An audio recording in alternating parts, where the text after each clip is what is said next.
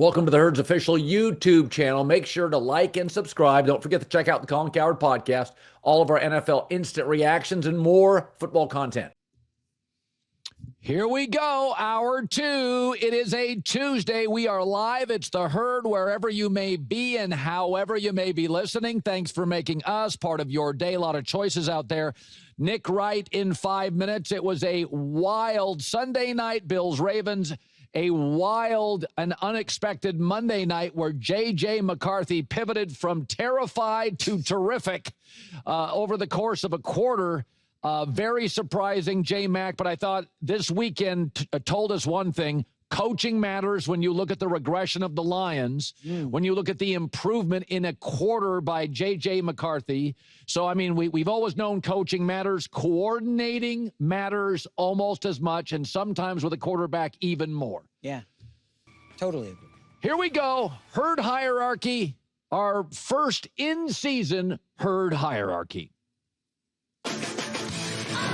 Herd hierarchy. Time is now. Let's go. The top 10 NFL teams according to Colin. Number 10. I'm going to put the Vikings in. I think they're going to look more like the fourth quarter than the first three with J.J. McCarthy's growth and confidence. Listen, Kevin O'Connell was head coach of the year in 2024. GM and Kevin got extensions. Flores, in my opinion, the best defensive coordinator. Listen, that start on Monday was the first competitive football J.J. McCarthy had played in 600 days. It took a couple of quarters to shake the rust off. Christian Darrisaw, the great left tackle, is coming back soon. I like their roster. I like them organizationally. I think after Kansas City, there's an argument it's the best coaching staff in the league. I have the Vikings at 10. Number 9. Tampa Bay. Yes, Baker Mayfield. They've won 7 of their last 8 regular season games. And remember, going to a division rival, Atlanta, is a tough ask. And they didn't have Tristan Wirfs, their best offensive lineman. They didn't have wide receiver Chris Godwin. And Ime Udoka is going to be a star as a rookie. So Baker's not only got Mike Evans, now he's got a sensational rookie. Again, I think as long as you have Baker and Todd Bowles, the complement of a confident high-end quarterback and an excellent defensive mind in a pretty weak division, I have the Bucs in my top 10 here at 9. Number 8. The Commanders didn't score a lot, but 432 yards of offense. Deebo Samuel, we said he's a great chess piece, was used efficiently, led the team in receiving yards in his debut. We know Terry McLaurin's going to get better week after week. And no defense allowed fewer points in week 1. They spent some money on it. The Giants, there were no crevices to run between the tackles. They were 5-1 in games decided by 3 or less, so we know they can be good in close games. I have the Commanders at 8. Number 7. The Chiefs. Then it gets real tight. Listen, they were 0 for 7 on third down in the first half against the Chargers. They had a bad first quarter. The receiving room right now, Worthy's hurt. Rashee Rice out for 6 games. They're still reworking the offensive line. I think they'll be fine. I think they're a playoff team, but they're going to, we said going into it, okay, they'd won 17 straight one-score games. If they could go 8-3 this year in one-score games, it would be phenomenal. But they're a home dog against the Eagles and should be. So they're going to be fine. They got to get the receiving room right. They looked a little out of sorts early, but after the first quarter, they were fine. Chiefs at 7. Number 6. And Chargers at 6. I do think Justin Herbert, Joe Alt played left tackle, was really good. Didn't allow any pressures. That was great news. And Jim Harbaugh is also 6-0 in week 1. So this was not an easy game for the Chiefs to go to Brazil.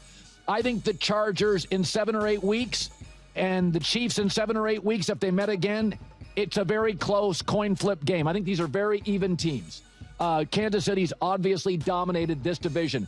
But in the second half, Justin Herbert, one thing that's worrisome for the Chiefs, he was 13-16. And the Chiefs, I mean, Keenan Allen, 33. Why is he getting 7 catches? I thought there were too many Charger receivers, the weakness of their team, open. I have them at 6.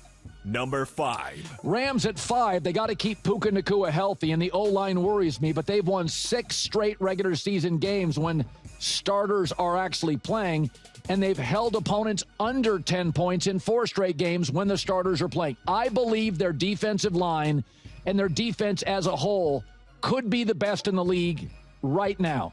Because a lot of these good teams like the Bills and the Ravens, they gave up a lot of yards on the back end. They're young. They were the least penalized team. Stafford was the highest rated quarterback in week 1. And I think after Andy Reid, there's a strong argument. The best coach in the NFL is Sean McVay. I have the Rams at 5. Number 4. Ravens should have won the game if Derrick Henry doesn't fumble. Their last 3 drives, they have 17 total yards. It's a little bit of a problem. Zay Flowers, I thought, was outstanding, had his best game as a pro. I love everything about Baltimore outside of the fact that they get these big leads and lose them. And I do think some of this is when you dominate a team for 2.5, 3 quarters, it's hard to convince pro athletes, all gas, no brakes. Here they come. It's not college football. Everybody can play with everybody. Ravens still at 4. Number 3. Buffalo a notch ahead at 3. What concerns me about Buffalo, the back end of their defense. Their offense got 500 yards. Josh Allen sacked only once. I mean, that Buffalo O-line, we don't talk a lot about it. Fewest sacks allowed last year. They don't allow a lot of pressure. And if they did, Josh Allen can evade it. Now, they're going to face 6 straight teams with losing records, so they're going to go on a bit of a roll here. But that defense on the back end, it is a problem. And that Sean McDermott Derrick Henry broke into the secondary and was running away from secondary members who were smaller and should be faster. So they're going to lose some games they should win because of the back end of that defense. I have them at 3. Number 2. Philadelphia, 17-1 since week 5 last season.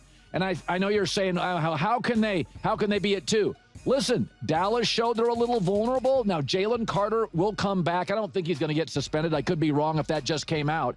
A.J. Brown worries me. Only 1 target. I sense a little drama.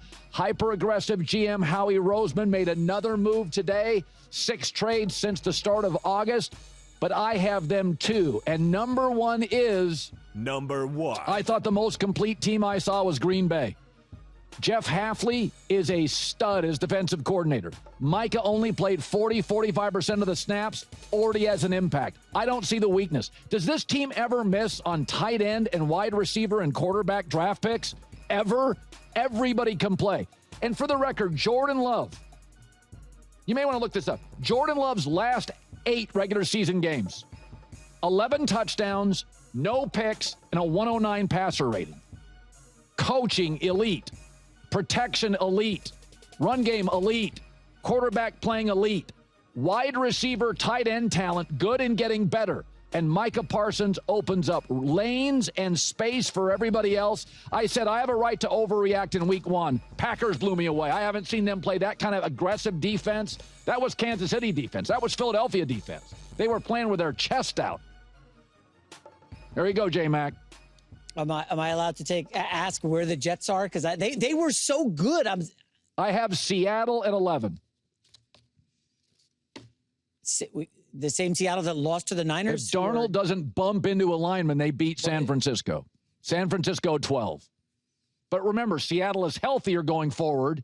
Yeah, I have to consider everything. Okay. Brock Purdy may not play in week 2. Are the Chiefs there on reputation? Let's be real. No. They did not look good. Mahomes looked unbelievable. That's it. One guy. They also have the best staff in the league. Spagnuolo did not look good. I mean, he got carved up by Herbert on that final drive. I think one of the things that's really troubling if you're a Chicago Bears fan is, did you see the Detroit Lions offense? That was the number 1 offense in the NFL. Did you see it against Green Bay? They averaged 3.8 yards a play. They could not move the ball. They could not score a touchdown. And Micah Parsons only played 45% of the snaps. So the Lions offense against the Packers was abysmal. It's the first time it's been bad in 3 years. It's the first time they haven't had Ben Johnson. Also, Ben Johnson was able on script to create the Bears scoring a touchdown on the first drive. They didn't do that all of last season. Also, Ben Johnson got Tyson Bagent in the preseason to have a 107 passer rating. Lions, Tyson Bagent, first drive. If there's a struggle here, it's not Ben Johnson. Here's one of the things that would really concern me. I went and looked this morning. Caleb Williams last year and Caleb Williams against the Minnesota Vikings. And again, he's got moments. He's got that throw to Rome Odunze last season and this season. Last season and yesterday. He's the same quarterback. Is even Ben Johnson met his match? His numbers last night are his numbers last year.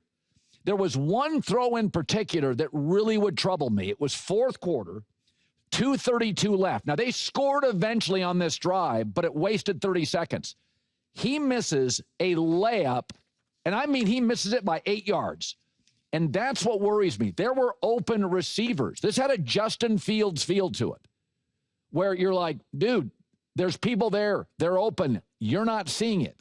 And when you do, you're about 55% on getting it there. So there is an analytic, that is called expected completion percentage. So the passes, after everybody watches film, that you should complete. I don't buy into all the analytics, but it's an interesting one. Caleb, after last night, dead last, minus 13%. So he should have completed at least 13% more of his passes. So Ben Johnson is scheming Jared Goff open. Yeah, Jared Goff and Amon-Ra St. Brown. Should they really lead the number one offense in the NFL? Shouldn't it be like Josh Allen all the time? Or Lamar Jackson and Derrick Henry? I mean, I like Amon-Ra St. Brown, a fourth-round pick, and I like Jared Goff. They shouldn't be the NFL's number one offense. They were. Tyson Bagent. You ever think Tyson Bagent was going to look that good like he did in preseason? So my takeaway is we've got an elite coach. But for that number to come out, tied for the lowest expected completion percentage, that's not good. That's an analytic that people inside the league look at. Caleb Williams trying to spin it positively. There was a lot of good there. Our communication, I think he was getting the plays in, fast and been able to get out the huddle. We need to be better with that, and been able to get up to the line, make checks or whatever the case may be. But I think it's a growing process that it's going to keep growing from here. This is the start, but definitely not the end. Now, in fairness, J.J. McCarthy looked bad for 3 quarters. Bo Nix didn't look good with Sean Payton. Caleb didn't look bad in the first half. So there were moments for other young quarterbacks where you're kind of, that didn't look great. Now, not everybody's going to be Jaden Daniels. Drake May did not have a good Sunday. I like Drake May. So again, young quarterbacks, the difference between the great ones, you kind of get the same thing every Sunday. You may lose, but I always feel like even with Mahomes losing to the Chargers, you kind of get the same greatness. And Tom Brady lost games, but about every other year he'd have a stinker. So young quarterbacks are like young anything. You get less consistency. It's up and down. JJ was bad for 3 quarters, great for 1. I thought Caleb on script in the first half was mostly pretty good. But the further he got away from that script, the uglier and the less accuracy he exhibited. That's a real thing.